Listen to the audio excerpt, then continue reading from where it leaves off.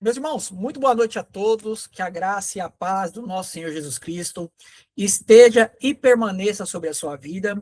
Quem fala aqui com vocês é o missionário Fernando Oliveira. Sou missionário pela Junta de Missões Nacionais da Igreja Presbiteriana do Brasil. Eu estou num trabalho de plantação de igreja no campo de Arraial da Ajuda, Porto Seguro, Bahia. É uma parceria entre a Igreja Presbiteriana Central de Porto Seguro com o Presbitério Terra Mater e também a primeira Igreja Presbiteriana de Eunápolis. E hoje nós estamos aqui para realizar a aula de número 5 do curso A Jornada. Espero que seja uma aula abençoada, uma aula que traga conhecimento para agregar e que você venha sair dessa aula sem nenhum tipo de dúvida. Que Deus abençoe grandemente a sua vida, em nome de Jesus. Queridos irmãos, como eu já disse, hoje é a aula de número 5, tá? Aula de número 5. A aula é a predestinação. Eu acredito que é um dos assuntos que mais causam discussão, principalmente com pessoas que não são ou não fazem parte das igrejas reformadas.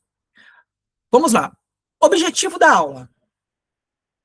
Ao final desta aula, o aluno deverá ser capaz de compreender o significado bíblico da predestinação.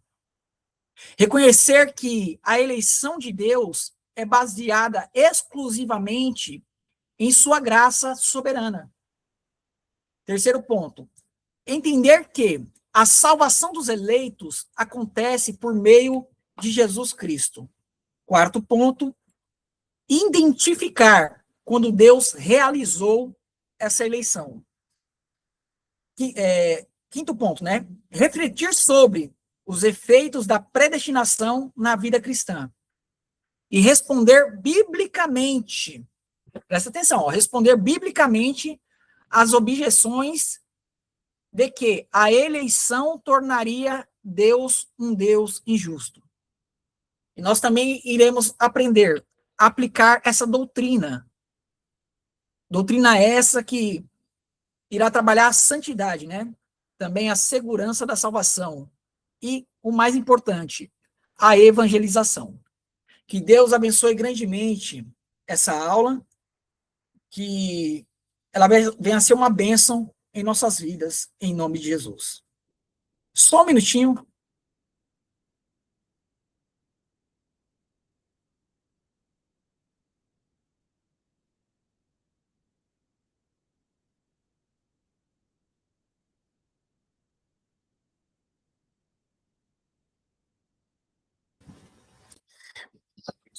Pronto. Eu fui ligar o ventilador, que aqui está muito quente. Introdução. Meus queridos, poucas doutrinas bíblicas despertam tantas dúvidas quanto a predestinação. Muitas pessoas rejeitam essa doutrina não porque conhecem a Bíblia, ou que a Bíblia ensina ao contrário, mas porque essas pessoas têm uma ideia equivocada sobre o que é realmente a predestinação. Por isso, antes de respondermos o que é a predestinação, precisamos entender o que ela não é. Então, hoje nós iremos trabalhar ao contrário. Primeiro iremos aprender o que não é a predestinação, para depois aprender o que é a predestinação. O que não é a predestinação? A predestinação, ela não é um fatalismo. Fatalismo é a crença de que tudo acontece por um destino cego e inevitável. A Bíblia ela não ensina isso, que tudo acontece por um destino cego e inevitável. A Bíblia, ela afirma que todas as coisas acontecem sob o governo sábio, santo e amoroso de Deus. Alguém pode ler, por gentileza, Efésios, capítulo 1, versículo de número 11, está sendo projetado na tela.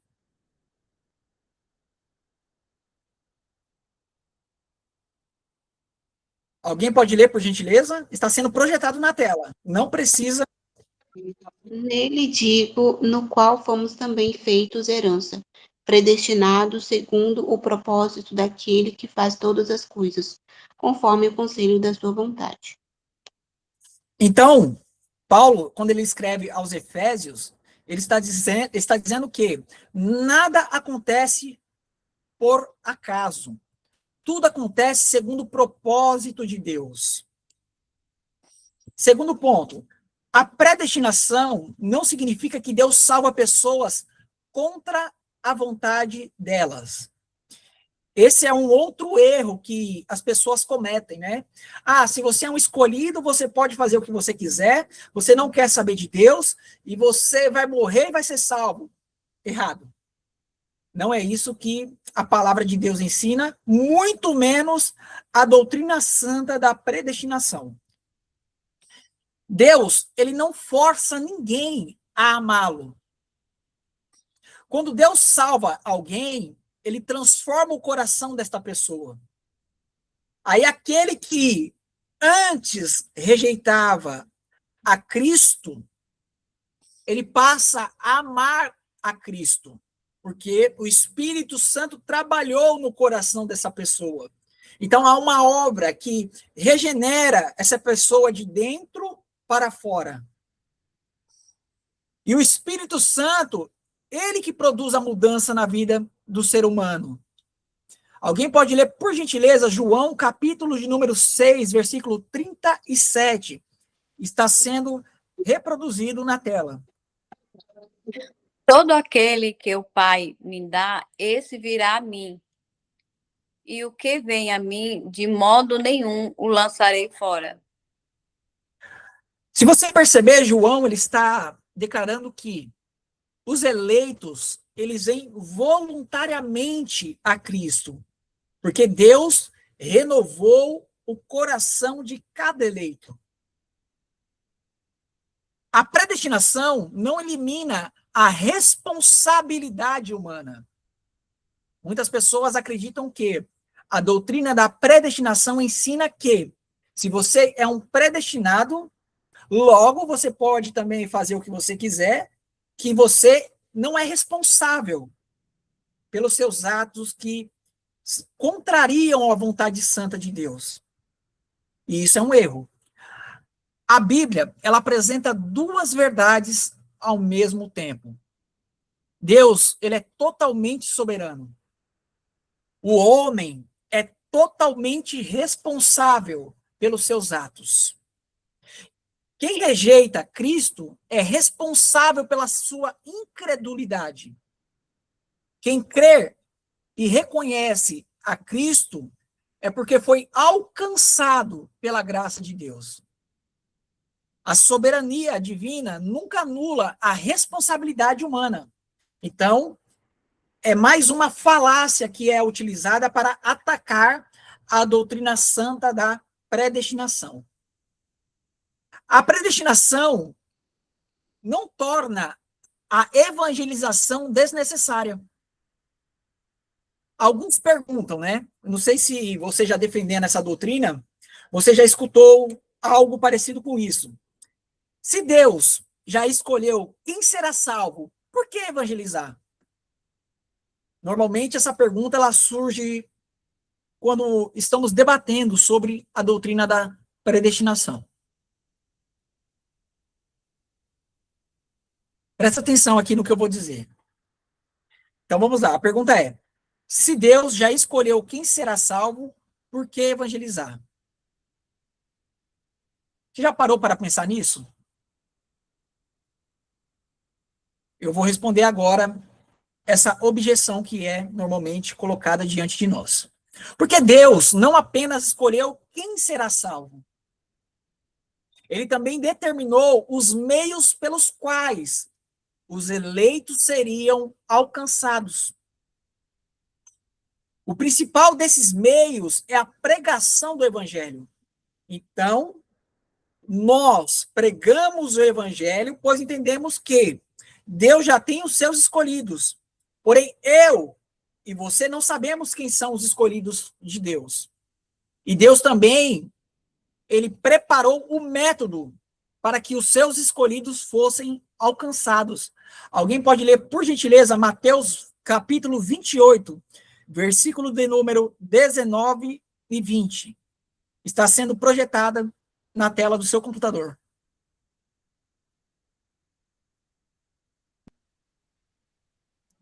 Portanto, vão e façam discípulos de todas as nações, batizando-os em nome do Pai, do Filho e do Espírito Santo, ensinando-os a guardar todas as coisas que tenho ordenado a vocês. E eis que estou com vocês todos os dias até o fim dos tempos. Amém. A eleição, meus queridos, ela é um incentivo à evangelização e não um obstáculo como é colocado pelas pessoas que tentam nos atacar. Então, a eleição é um incentivo à evangelização. A predestinação não faz de Deus um Deus injusto. Eu acredito que você que já conhece essa doutrina ou já tentou defendê-la, você já ouviu isso.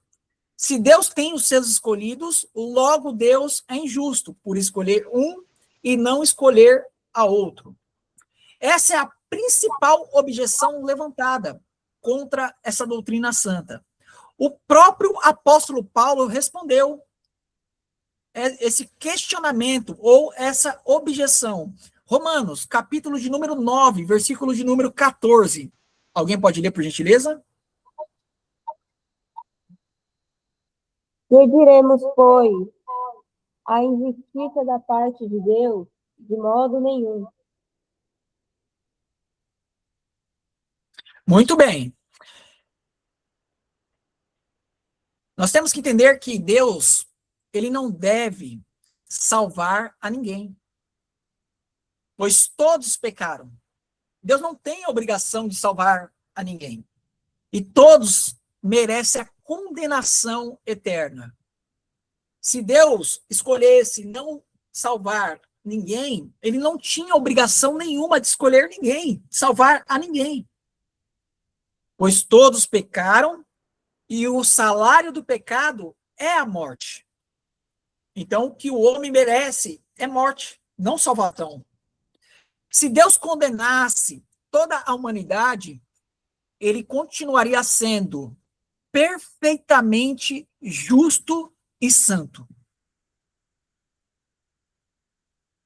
Quando Deus ele escolhe salvar alguns, ele está demonstrando a sua misericórdia. Ele não está agindo com injustiça, pois todos mereciam ser condenados. Quando Deus ele condena, ele está revelando a sua justiça. Pois um Deus justo é aquele que condena aquele que comete o pecado, não aquele que deixa passar despercebido. Isso não é justiça, isso é injustiça. Agora, a eleição, ela revela a graça de Deus, ela revela a misericórdia de Deus. Então, antes de iniciarmos mesmo o que é a predestinação, antes de começarmos, duas verdades precisam permanecer em nossa mente durante o estudo. Que Deus continua sendo perfeitamente justo e Deus continua sendo infinitamente amoroso. A predestinação, ela não diminui nenhum dos atributos de Deus. Ao contrário, ela revela a sua soberania, a sua justiça, o seu amor, a sua misericórdia e também a graça desse Deus para conosco. Então, você tem que entender que Deus é totalmente soberano. E toda a doutrina da predestinação começa com uma pergunta. quem é Deus? A Bíblia, ela apresenta Deus como o Senhor absoluto sobre todas as coisas. Ele reina sobre toda a criação. Nada escapa do controle de Deus. Isso é muito bom que nós venhamos entender. Nada foge do controle de Deus. Deus, ele possui toda a autoridade para criar, governar, julgar e salvar. Como criador, Deus tem o direito de fazer escolhas segundo a sua perfeita vontade, pois ele criou, então ele faz escolhas segundo a sua perfeita vontade. Então as escolhas de Deus nunca são imperfeitas, sempre são perfeitas, pois revela o seu próprio caráter. E o caráter de Deus é totalmente perfeito. Não há imperfeição no caráter de Deus. Diferente do caráter do homem, né? Meus queridos, no Antigo Testamento, Deus escolheu Israel dentre todas as nações da terra. Eu não sei se você já parou para observar isso. Porque normalmente, quando falamos de eleição, as pessoas elas tendem a dizer que isso é injusto, né? Escolher um e não escolher outro. Mas nós vemos que no Antigo Testamento, Deus escolheu um povo para ser chamado de seu povo. Não porque Israel fosse maior, melhor ou mais santo. Eu quero que alguém leia, por gentileza, Deuteronômio, capítulo de número 7, versículos 7 e 8.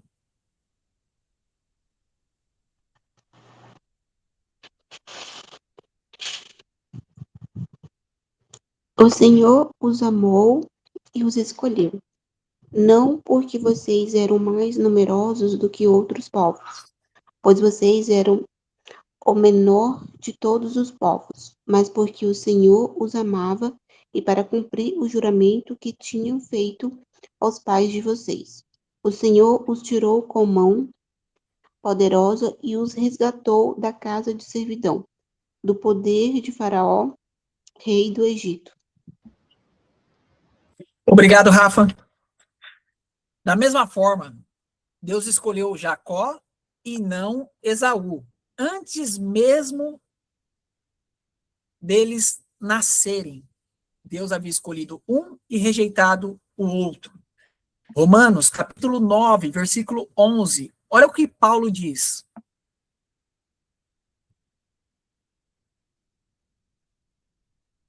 É para alguém ler?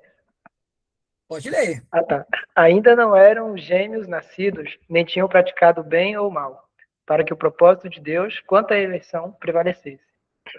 Obrigado, Ayrton. Isso não torna Deus injusto. E isso é bom ficar bem claro. A eleição, ela não torna Deus um Deus injusto.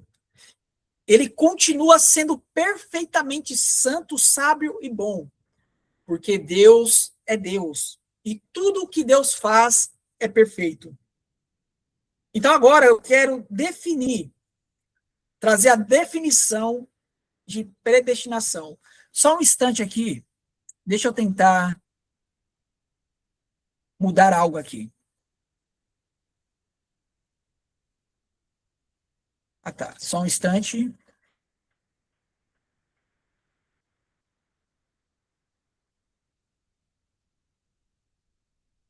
Pronto.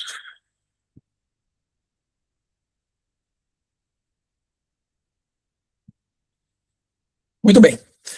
A palavra predestinação significa destinar previamente.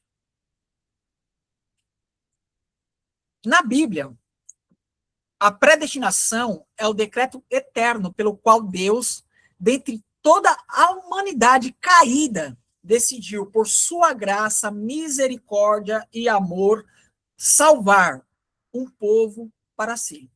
Então, entre toda a humanidade caída, Deus escolheu salvar um povo para ser chamado seu.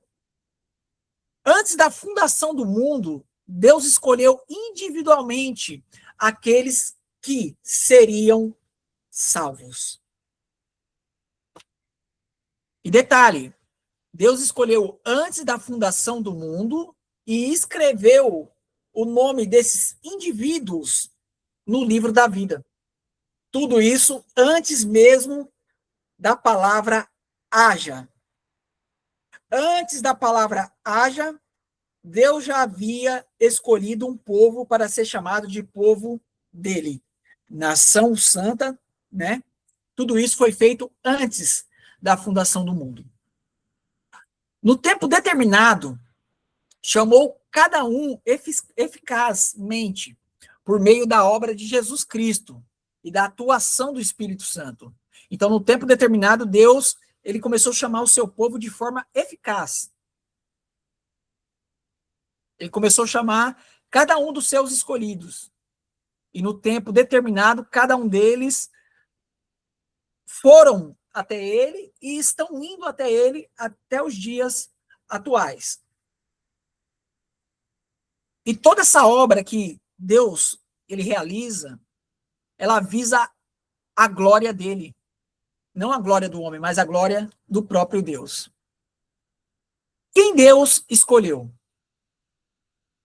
Ao escrever aos cristãos de Efésios, Paulo declara, Efésios capítulo 1, versículo de número 4. Alguém pode ler, por gentileza?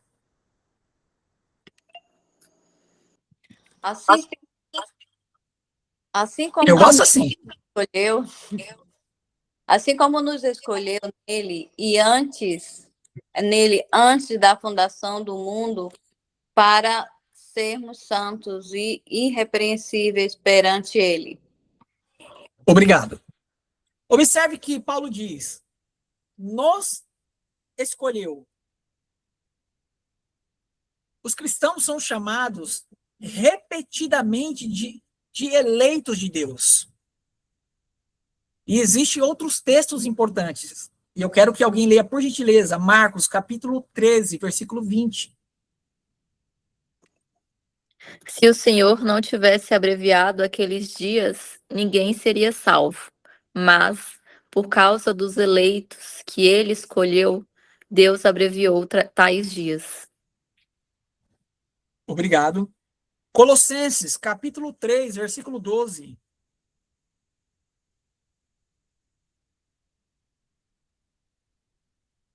Alguém pode ler, por gentileza?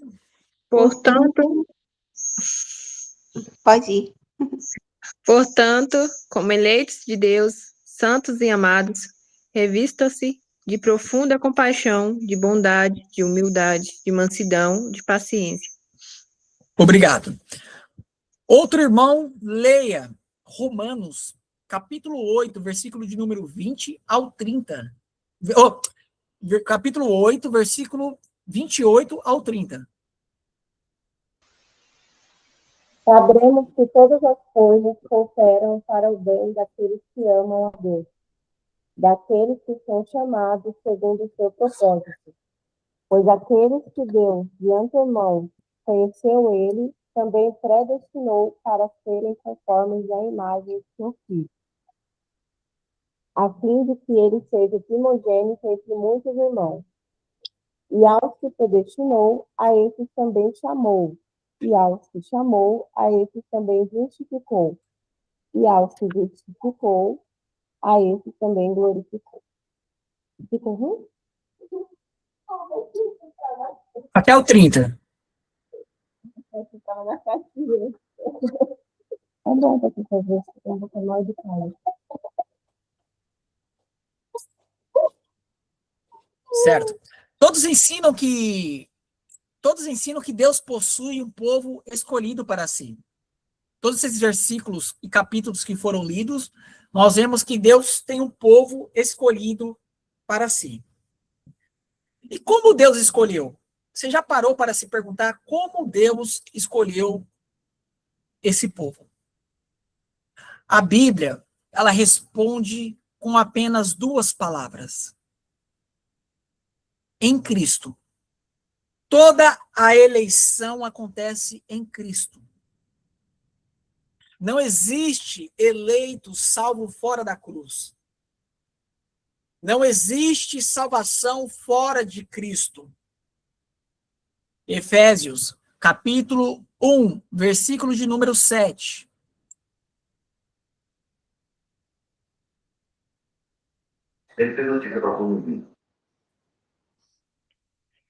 Nele temos a redenção pelo seu sangue, a remissão dos pecados, segundo a riqueza da sua graça. Obrigado. A eleição nunca substitui a cruz. Ela conduz o pecador à cruz. Cristo continua sendo o único Salvador. E quando Deus escolheu? A Bíblia responde de forma clara. Antes da fundação do mundo, eu e você fomos escolhidos em Cristo Jesus. Nós podemos ver isso em Efésios, capítulo 1, versículo de número 4.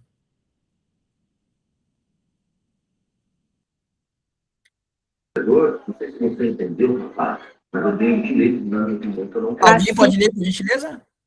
Assim como nos escolheu nele antes da fundação do mundo.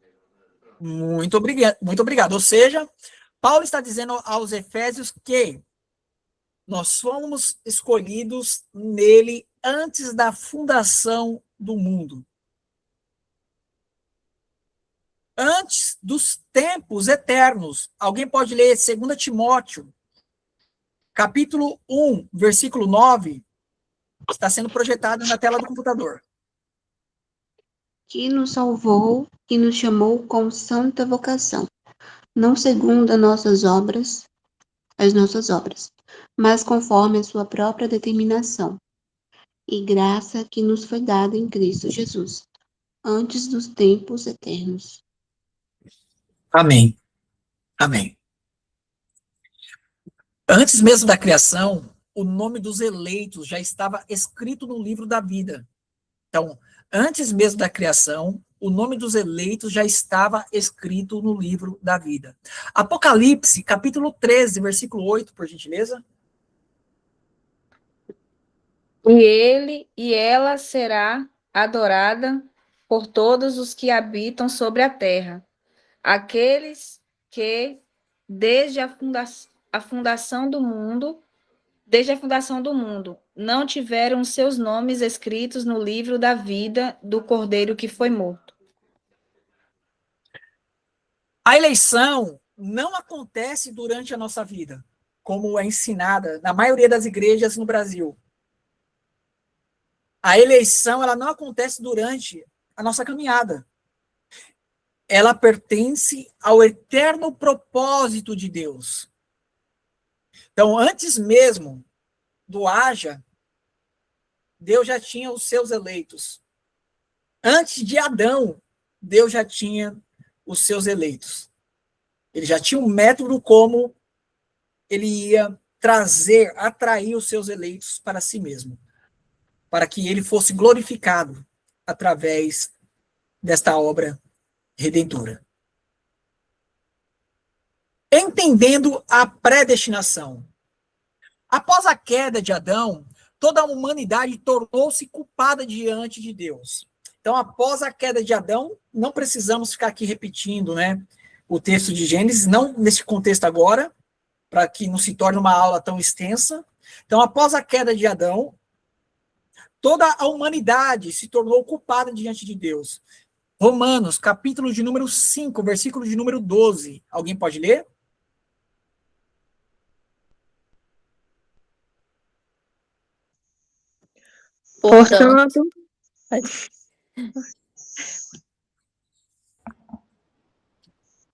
Portanto, assim como por um só ser humano entrou o pecado no mundo, e pelo pecado veio a morte, assim também a morte passou a toda a humanidade, porque todos pecaram.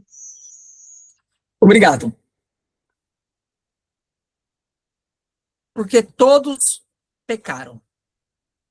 Todos merecem condenação. É o que eu disse no começo da aula, né? Se Deus deixasse toda a humanidade seguir para o juízo eterno, ele continuaria sendo perfeitamente justo. Mas Deus, ele resolveu demonstrar misericórdia. E como que ele demonstra essa misericórdia? Enviando o seu próprio Filho, Jesus Cristo, para salvar aqueles que ele mesmo, o Pai, lhe deu ao Filho. Então, ele viu o Filho para salvar aqueles que, na eternidade, ele já havia determinado quem que seriam direcionados, enviados até o Filho, com o objetivo de ser justificados e salvos pelo Filho chamado Jesus Cristo, o nosso Senhor e Salvador. João, capítulo 6, versículo de número 37. Todo aquele que o Pai me dá, esse virá a mim. E o que vem a mim, de modo nenhum o lançarei fora. Então, todos aqueles que forem levados, né, forem direcionados pelo Espírito Santo até Cristo, é porque foram dados ao Filho. E de maneira nenhuma Cristo lançará esses fora. João, capítulo 6, versículo de número 39. Olha o que diz. E a vontade de quem me enviou é esta, que eu não perca nenhum de todos os que ele me deu. Pelo contrário, eu o ressuscitarei no último dia. Muito obrigado. João, capítulo de número 10, versículo de número 26 ao versículo de número 29. Mas vocês não creem, porque não são das minhas ovelhas. As minhas ovelhas ouvem a minha voz, e eu as conheço, e elas me seguem. Eu lhes dou a vida eterna, jamais perecerão, e ninguém as arrebatará da minha mão. Aquilo que meu Pai me deu é maior do que tudo, e da mão do Pai ninguém pode arrebatar. Muito obrigado. João, capítulo de número 17, versículo de número 9.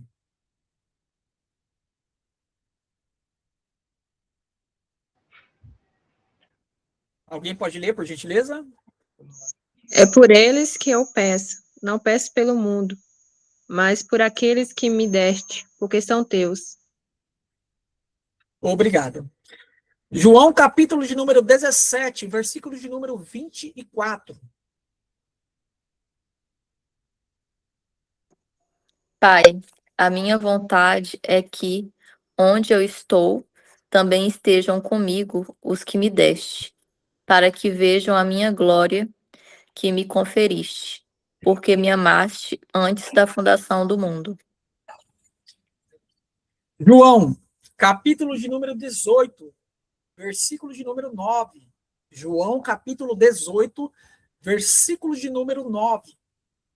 Ele disse isso para se cumprir a palavra que tinha dito anteriormente.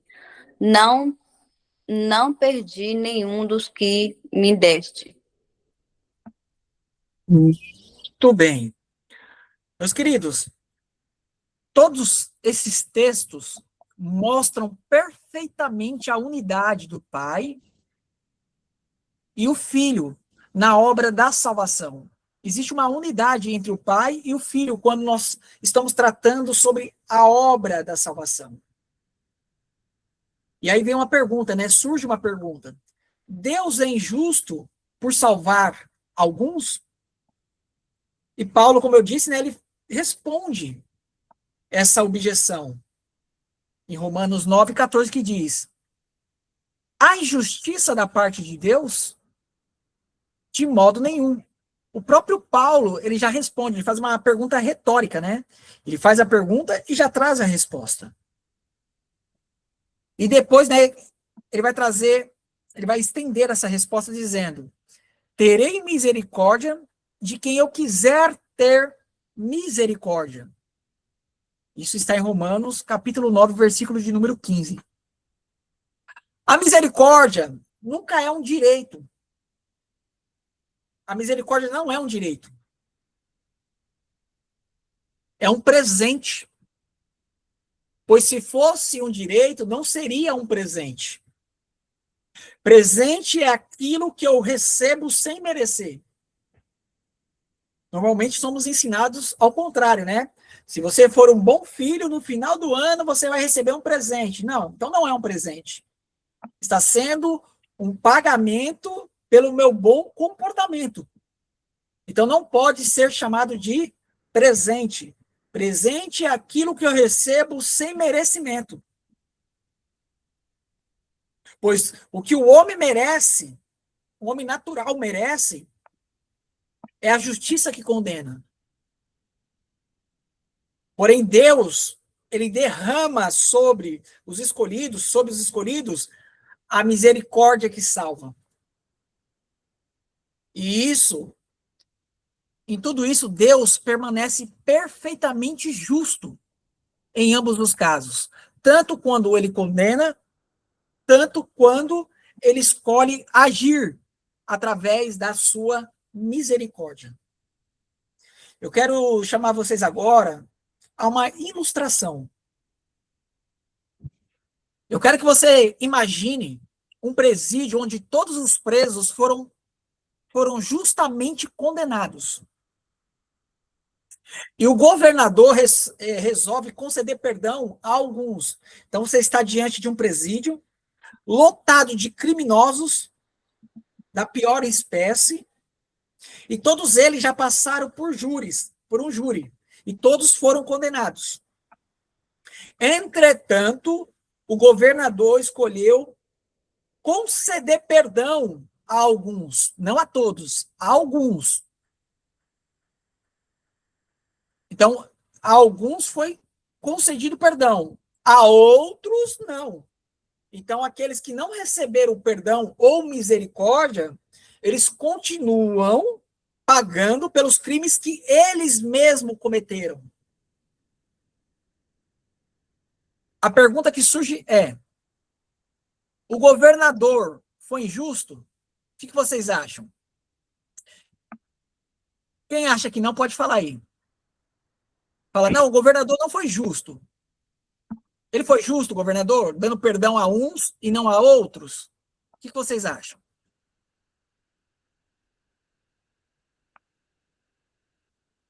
Na visão humana, né? Na visão humana, o humano ele vai achar que não, né? Porque ele vai dizer, não, todo mundo tem que ganhar a mesma coisa e tal. Então, o governador foi injusto? Não. Por quê? Não há injustiça no que ele fez. Os condenados receberam justiça. Os perdoados, aqueles que ele concedeu misericórdia, receberam a misericórdia do governador. Assim também acontece na eleição divina. Ninguém recebe injustiça. Alguns recebem da parte de Deus a justiça punitiva, outros recebem a misericórdia. Porém, ele escolhe segundo o conselho da sua vontade. Ele não escolhe um porque é bom e o outro porque é ruim. Não, os dois são ruins. Os dois são pecadores. Os dois são condenados. E os dois merecem o inferno. Porém, Deus, segundo o conselho da sua vontade, escolheu salvar um, exercer a misericórdia em um, e no outro, ele escolheu exercer a sua justiça. E quais são as consequências da eleição na vida do cristão? É muito importante nós entendermos isso, pois muitas vezes nós ficamos somente com a teologia. Eu tenho conversado muito com pessoas em grupos de debate teológico, e eu percebo que muitas vezes eles estão presos a livros. Não que os livros sejam ruins, mas muitas vezes eles estão presos a teses, eles estão presos a doutrinas, mas eles não conseguem colocar essas doutrinas na prática. Muitas vezes nós brigamos por predestinação, mas não entendemos o que isso significa na vida prática, no dia a dia do cristão. E é muito importante nós entendermos a predestinação no dia a dia. A predestinação, ela nunca conduz ao orgulho. Ao contrário, ela produz humildade, gratidão e santidade. Então, a predestinação, ela não produz orgulho. Você quer falar, Ayrton? É humildade, porque a pessoa que ele não entende que ele foi salvo porque Deus escolheu, o oposto disso é ele acreditar que ele foi salvo pelos próprios méritos, né? Porque ele fez tudo certinho. Então, é a única resposta que a gente tem, porque assim, se a pessoa ele não é salvo por mérito, né? É salvo pela graça, né? E o que você fez para merecer essa graça? É a eleição. Então, essa doutrina da predestinação, ela seria um antídoto para o orgulho, né? Para o crente que ele acha que ele é melhor que os outros, que ele vai ser salvo porque ele faz certo, etc. Isso mesmo. Então, assim, se for colocar na balança a doutrina do livre-arbítrio, ela produz orgulho, porque você acha que você é melhor do que aquele que está no mundo. Você está sendo salvo porque você é bonzinho, porque você vai para a igreja, você está sendo salvo porque você se veste diferente. Só que a doutrina da predestinação, ela diz que não. Você é salvo porque Deus te escolheu. E não deu razões, não explicou por que ele fez isso, a não ser dizendo que é por causa do conselho da sua vontade. E tudo isso foi feito para a honra e glória do próprio nome do nosso Deus. Então nós reconhecemos que nós somos salvos não porque merecemos, mas porque Deus nos escolheu. E por ele ter nos escolhido, nós que estávamos no corredor da morte, agora nós somos gratos por essa misericórdia que foi exercida sobre as nossas vidas. Então não há motivo de orgulho. Na verdade, nós temos que ter motivo de humildade, nós temos que ser humildes e agradecer todos os dias por Deus ter nos escolhido no corredor da morte. Não por merecimento, pois se fosse por merecimento, nem aqui nós estaríamos. Porque fomos eleitos. Vivemos para sermos santos e irrepreensíveis. Nós somos eleitos para sermos santos e irrepreensíveis. Mais uma vez, Efésios, capítulo 1, versículo de número 4.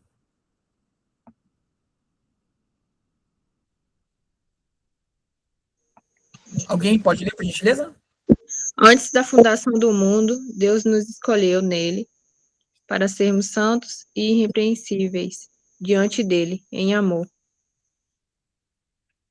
Fomos adotados como filhos de Deus. Efésios, capítulo 1, versículo de número 5.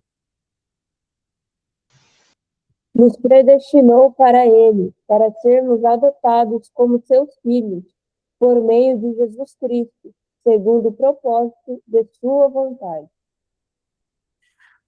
Somos transformados à imagem de Cristo. Romanos, capítulo 8, versículo de número 29. Pois aqueles que Deus de antemão conheceu, ele também predestinou para serem conformes à imagem de seu filho, a fim de que ele seja o primogênito entre muitos irmãos. Muito obrigado. Fomos chamados, justificados e seremos glorificados. Romanos, capítulo de número 8, versículo de número 30. E aos que predestinou, a esses também chamou. E aos que chamou, a esses também justificou. E aos que justificou, a esses também glorificou. Fomos chamados ou fomos escolhidos também para praticarmos boas obras preparadas por Deus. Efésios, capítulo 2, versículo de número 10. Pois somos feitura dele, criados em Cristo Jesus para boas obras, as quais Deus de antemão preparou para que andássemos nelas. Então, Deus ele nos escolheu para as boas obras. Nós não somos escolhidos por praticarmos boas obras. Entretanto, os frutos, né? Um dos frutos do cristão é boas obras. Você tem que ser um pequeno Cristo na terra. Você tem que resplandecer a imagem de Cristo onde você estiver. Não existe eleito que não resplandece a imagem de Cristo. Você pode achar pessoas dentro da igreja que não resplandecem a imagem de Cristo. Entretanto, essa pessoa ela faz parte da igreja local, mas ela não faz parte da igreja universal. Ela não faz parte da reunião de todos os santos. E temos que tomar muito cuidado quanto a isso. Eu e você fomos chamados para evangelizarmos com zelo. Porque Deus salva por meio da pregação do evangelho. Mais uma vez, Mateus, capítulo de número 28, versículo 18 ao versículo de número 20.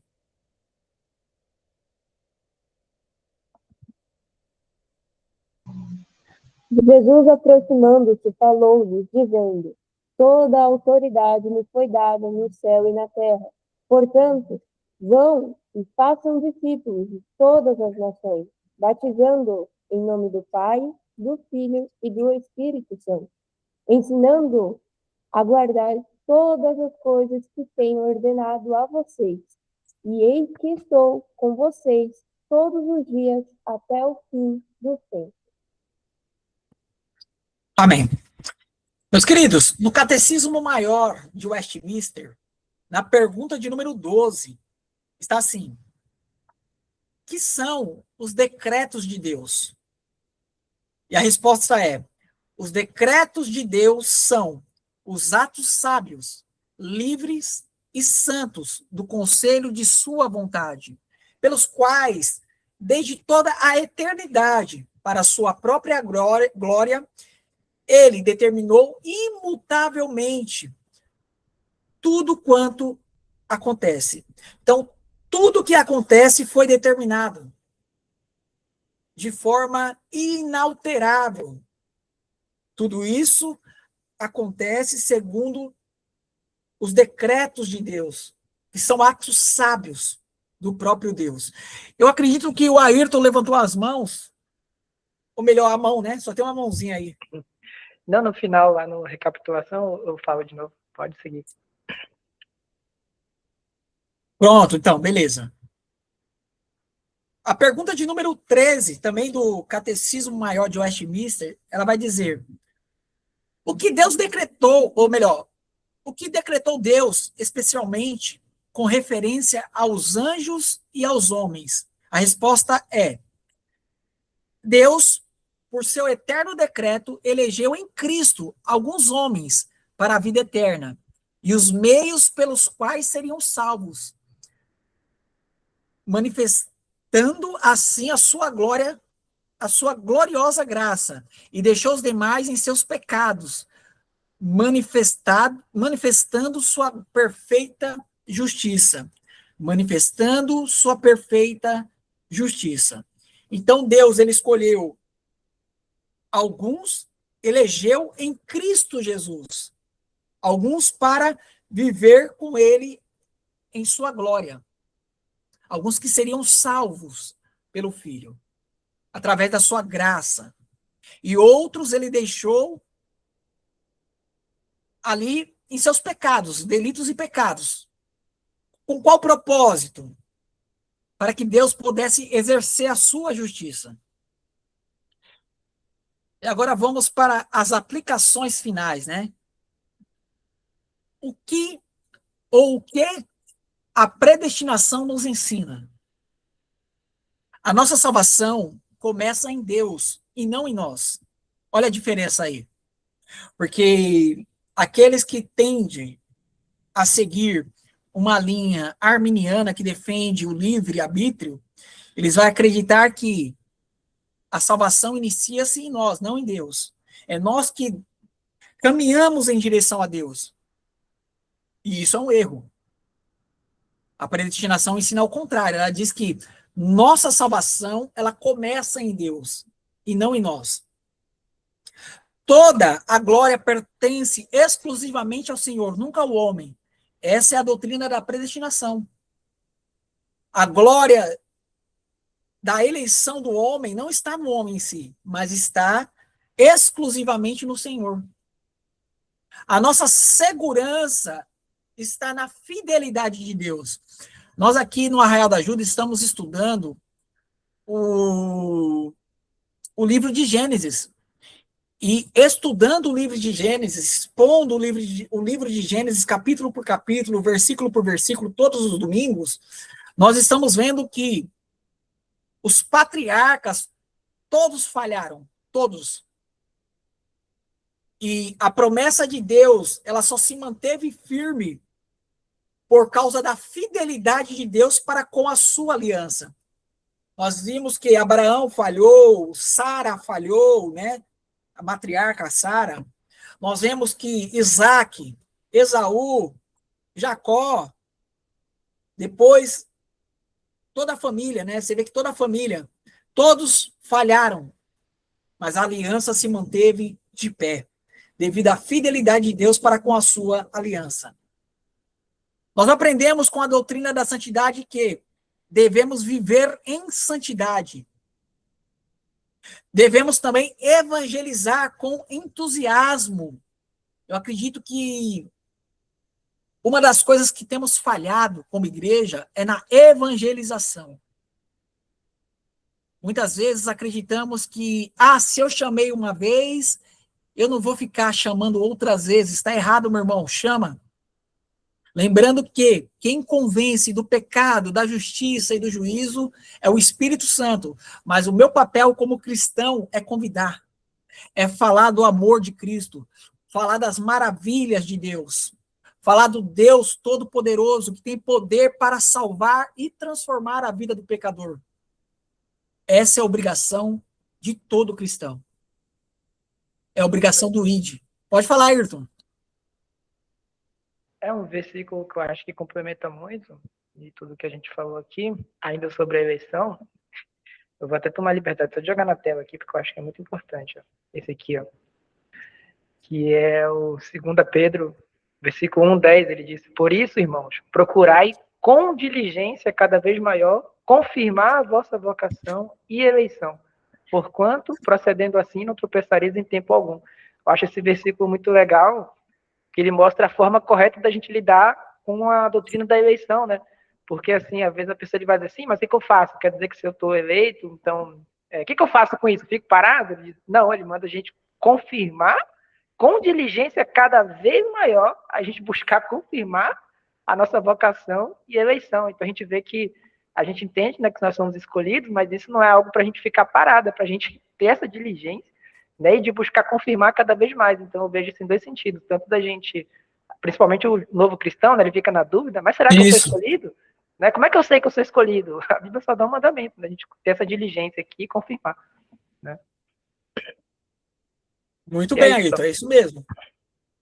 Está correto, o versículo aí, ele apenas aumentou, né? Ele aumentou, no caso, o conteúdo do grupo, do estudo, ele qualificou ainda mais o estudo. Foi muito bom a sua pontuação, porque muitas vezes aqueles que estão começando, eles ficam meio que perdidos, né? Como que eu vou saber se eu sou salvo ou não? O que eu devo fazer, o que eu não devo fazer, o que eu preciso fazer? Então, a Bíblia, ela é suficiente para nos ensinar. Essa que é a grande verdade. Mas muitas vezes abrimos mão da revelação completa de Deus para ficar buscando achismo. Sendo que na palavra de Deus há as instruções necessárias para que nós venhamos se tornar verdadeiros cristãos a serviço do reino de Deus. Então nós devemos evangelizar com entusiasmo, com alegria. Cadê a alegria da salvação, meus queridos? Muitas vezes as pessoas misturam a ideia de ser presbiteriano com ser aquela pessoa... Não, meu irmão, cadê a alegria da salvação? Você tem noção que se não fosse Deus na sua vida, você agora seria um condenado. Cadê a alegria? Porque você não quer anunciar, porque você não quer proclamar a salvação, as boas novas. Mas muitas vezes preferimos, já falei, se não quer ouvir, não ouça, cada um. Tá errado, meu irmão. Convida seus familiares, você não quer ver os seus familiares no céu? Olha aqui para mim, ó. Você não quer ver os seus familiares no céu? E por que você não convida eles? Porque você já convidou, eles disse que não iriam? Convida de novo. Mostra, através da sua vida, a transformação que Deus está fazendo em você. Seja um evangelho vivo em meio aos seus familiares. Não seja um cristão 007. Aquele que só é cristão quando adentra as portas do templo. Quando chega no templo, coloca a capa da santidade. Saiu do templo, né? Antes de sair, pendura ali a capa da santidade, pronto. Acabou. Eu e você também aprendemos que devemos descansar na soberania de Deus. Mesmo quando não compreendemos todas as coisas. A doutrina da predestinação não foi revelada para alimentar debates. E eu sinto em dizer, o que mais tem nas redes sociais são debates sobre predestinação. Então, essa doutrina, ela não foi dada, não foi revelada a nós para alimentar debates, mas ela foi revelada para produzir adoração. A predestinação, ela produz adoração. Quanto mais eu e você compreendemos a graça de Deus soberana sobre as nossas vidas, nós se tornamos mais humildes, agradecidos e apaixonados por Cristo. Nós adoramos cada vez mais esse Deus porque reconhecemos o quanto Ele é bom para conosco. Agora vamos fazer uma mini revisão da aula, tá? Vamos lá. Deus é absolutamente soberano sobre todas as coisas. A predestinação é o decreto eterno pelo qual Deus escolheu em Cristo salvar um povo para si. Então, a predestinação é um decreto eterno pelo qual Deus escolheu em Cristo salvar um povo para si. A eleição, guarde isso, a eleição é baseada exclusivamente na graça de Deus e não nos méritos humanos. Para de dizer por aí que você merece ser salvo. Você não merece ser salvo, meu irmão. Minha irmã, você não merece ser salva. Nós somos salvos pelos méritos de Cristo. Isso não quer dizer que o cristão, ele não tenha que produzir frutos. Então, quando você se comporta, quando você se veste bem, quando você fala de uma maneira santa, não é para você ser salvo. Você faz isso porque você reconhece a obra que Cristo fez na sua vida. Então, o cristão, ele pratica as boas obras porque ele entende que Cristo o salvou para isso. Deus, ele realizou a eleição antes mesmo da fundação do mundo. A predestinação, ela não elimina a responsabilidade humana, e muito menos a necessidade de evangelizar. Então, nós somos responsáveis pelos nossos atos errados e pecaminosos. A predestinação não nos ausenta dos nossos atos pecaminosos. Que isso fique bem claro. E também a predestinação, ela não diz que nós não devemos, ela não ensina que nós não devemos evangelizar, ao contrário. Assim como eu e você fomos alcançados pela misericórdia de Deus, nós agora, através da pregação do evangelho, iremos proclamar para que outros sejam alcançados, assim como eu e você fomos alcançados um dia. Essa doutrina, qual doutrina? Da predestinação. Ela produz humildade, segurança da salvação, santidade e gratidão, levando toda a glória ao Deus Todo-Poderoso. E no finalzinho, eu deixei algumas perguntas, né? Porém, eu não vou fazer essas perguntas agora. Porém, tem algumas perguntas aqui, tem 10 perguntas. Depois vocês podem responder essas perguntas e mandar para mim no PV, tá bom? Mande para mim no PV essas perguntas respondidas, para que eu veja que você realmente está compromissado com esse estudo. Alguém tem alguma dúvida? Quer tirar uma dúvida agora? Ou quer adicionar alguma coisa ao conteúdo da aula?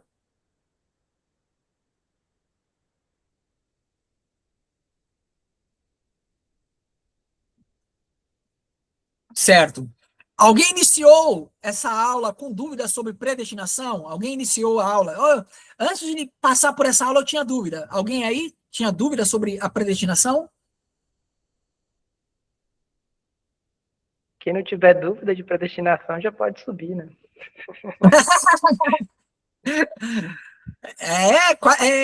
Já um santo, né, vivendo na Terra.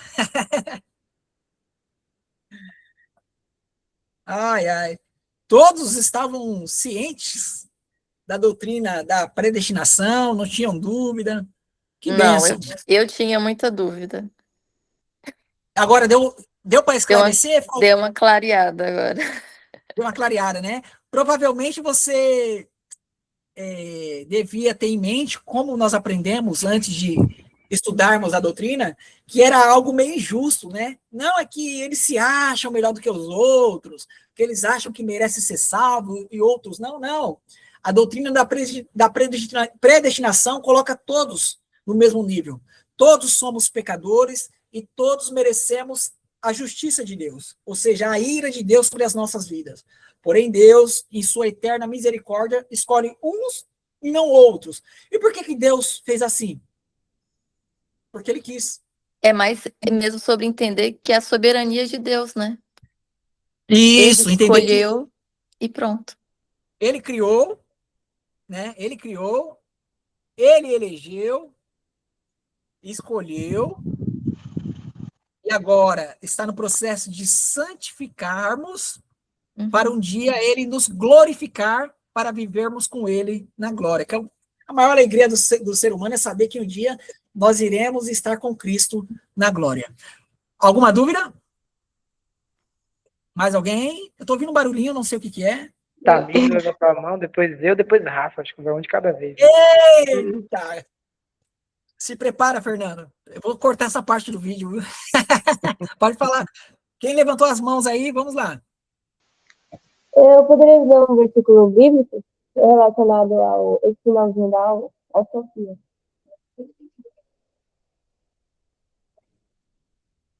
Eu não entendi. Eu disse que vai ver um versículo bíblico. Tá.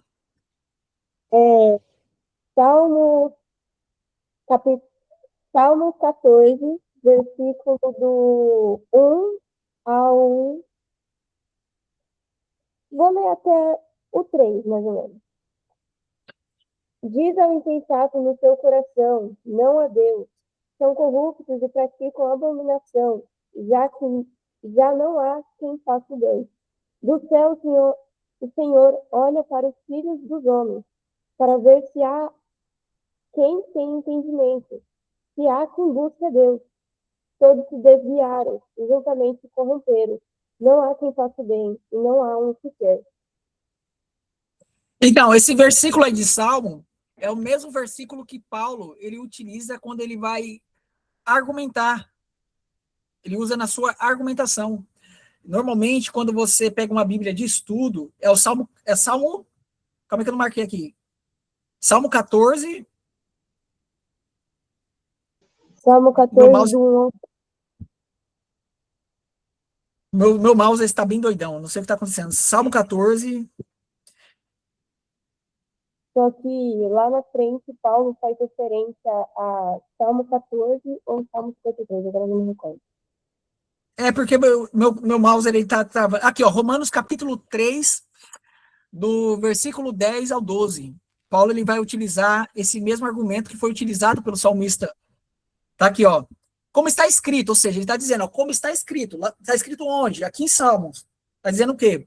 Não há justo, nenhum sequer. Não há quem entenda. Não há quem busque a Deus. Todos se desviaram e justamente se tornaram inúteis. Não há quem faça o bem. Não há nenhum sequer. Tranquilo? Quem é o próximo? Eu vou falar depois Rafa aqui. Eita. Eu acho que tem uma dúvida comum, eu nem sei como que ninguém perguntou isso, assim, mas uma dúvida muito comum, que até o Hernandes que responde isso no vídeo famoso, que alguém chega para ele e fala assim, mas se a pessoa é um escolhido, quer dizer então que se ele viver em pecado, ele vai ser salvo só porque ele é um escolhido? Mas a pessoa ele entende dessa forma. Aí o Hernandes ele vai responder que o fato da pessoa viver em pecado é justamente a prova de que ele não é um escolhido. Então, não tem como a pessoa... Entendeu? Às vezes ele confunde isso, né? Ele pensa que tem como a pessoa ser escolhida e viver em pecado. Não tem como. Se ele vive em pecado, permanece no pecado, não se arrepende, só prova que ele não foi escolhido. Muito bem, Ayrton. E outra coisa que é bom fazer um adendo o que o Ayrton disse, nós temos que entender que existe a doutrina da graça irresistível, né? Existe a doutrina da graça irresistível. Isso não quer dizer que o homem ele não possa resistir a essa graça devido a um tempo. Ele pode sim. Tem aqueles escolhidos que são mais resistentes ao Espírito Santo. O Espírito Santo está ali trabalhando para convencer, mas a pessoa ela está tão infundida no pecado que ela acaba ficando mais resistente. Mas um escolhido, ele nunca morrerá sem antes ser convencido do pecado, da justiça e do juízo. Meu querido, não tem como você ser um escolhido e viver, como o Ayrton disse, no mundo do pecado, atolado no lamaçal do pecado. Se você é um escolhido, o Espírito Santo está trabalhando no seu coração a todo momento, te convencendo do pecado, justiça e juízo. Você sabe quando você erra. O Espírito Santo não te deixa ser enganado. Você pode fazer o errado, mas por escolha sua. E você vai ser responsabilizado, você vai pagar por todos os erros. Não estou dizendo que você vai deixar de ser salvo se você for escolhido, não é isso. Cristo, ele já pagou as nossas dívidas. Porém, existem consequências. Por tudo que nós fazemos na vida, existem consequências. Tá bom? Tranquilo até aí, Ayrton? Quer fazer mais algum adendo? É Rafa agora. Eita, Rafa vai vir a pergunta mais difícil da noite. Não é pergunta, não. É porque com essa aula de predestinação aqui, eu lembrei de Jesus, né, de Cristo, quando ele foi colocaram ele na cruz, e veio na minha mente, né, que colocaram os dois ladrões do lado dele, foram condenados, assim como a gente também, eram para ser todos condenados, como aqueles dois ladrões estavam sendo condenados. Ele foi escolhido por um deles, né? Foi escolhido para ser salvo, né? Quando Jesus disse que ainda hoje encontrarei no paraíso, alguma coisa assim. Aí, Isso. com essa aula de predestinação, eu meio que lembrei dessa passagem bíblica, né? Que é como se fosse a gente, né? Eram para a gente estar todos condenados e alguns Deus escolheu para ser salvos. Aí eu só queria estar acrescentando isso daí. E o interessante, Rafa, é que os dois estavam zombando de Cristo. Não era somente um, eram os dois. Só que chegou um momento que um entendeu que Jesus verdadeiramente era o Filho de Deus. E aí ele começa agora a repreender o outro. E aí ele olha para Cristo e diz, né? Senhor, lembra-te de mim quando entrares no paraíso. E Cristo diz, né? Hoje mesmo estarás comigo no paraíso. Ou seja, ele era um escolhido. Ele não sabia que ele era um escolhido. Tanto é que ele estava agindo como um ímpio. Ele estava zombando de Cristo. E assim, às vezes como a gente também, né? Você é filho de Deus, profetiza que vai descer da cruz, Uhum, entendeu? verdade. Então, somos nós, né, quando não aceitamos a pregação do evangelho. Como eu disse, a graça, ela é resistível até certo ponto. Nós Uhum, resistimos à graça até certo ponto. isso. Entretanto, quando Deus ele age eficazmente, já era, meu irmão. Aquele coração que era de pedra, agora ele está sendo transformado em um coração De carne. de carne, que agora está atento à voz do Senhor. Mais Isso. alguma dúvida, meus queridos? Não? Tranquilo, então? Então vamos encerrar? Feche seus olhos, vamos falar com Deus nessa noite. Magnífico Deus e eterno Pai Todo-Poderoso, Senhor, te louvamos, te agradecemos pela oportunidade de estarmos aqui juntos, reunidos para ouvir a sua voz. Senhor, obrigado. Obrigado pelo ensino, obrigado pela orientação, pela correção, pela instrução, por tudo que o Senhor nos ensinou nesta noite. Senhor, que isso que nós aprendemos aqui venha fazer com que nós venhamos nos tornar mais humildes, mas servos de Ti.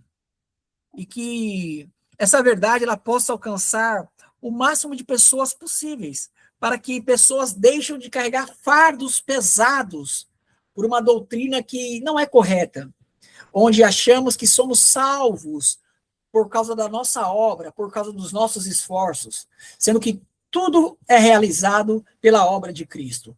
Obrigado por tudo. Leve em paz e segurança, ou melhor, que esses que estão participando deste momento possam descansar em paz e segurança, possam deitar, agradecer o Senhor por mais um dia de vida, pela salvação que o Senhor derramou sobre a vida deles, e que quarta-feira, amanhã, aqueles que são do Arraial possam estar participando do estudo bíblico. Quinta-feira, aqueles que são de Porto Seguro possam estar participando também do estudo bíblico, e que as decisões que estão sendo tomadas no Supremo Concílio do ano de 2026, todas venham ser para a honra e glória do Senhor. É o que te pedimos e te agradecemos, em nome de Jesus, para a glória de Jesus. Amém e amém. Meus queridos, boa noite a todos, que a paz do nosso Deus venha estar sobre as nossas vidas, em nome de Jesus, para a glória de Jesus. Amém. Amém. Fique com Deus.